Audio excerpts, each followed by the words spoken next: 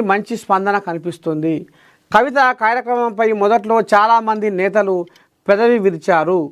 గతంలో వైఎస్ షర్మిల యాత్రతో పోల్చుకున్నారు. కానీ సీన్లో అలాంటి భ్రమలను అంచనాలను కవిత పటాపంచలు చేస్తున్నారు.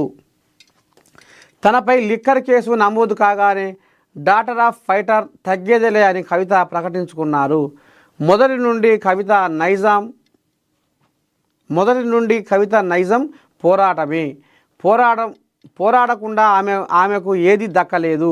ఇప్పుడు కవితను బయటకు పంపిన తర్వాత స్వీయ అస్తిత్వం కోసం ఆమె ప్రారంభించిన జనం బాట రోజులు గడిచిన కొద్దీ స్పందన పెరుగుతున్నది.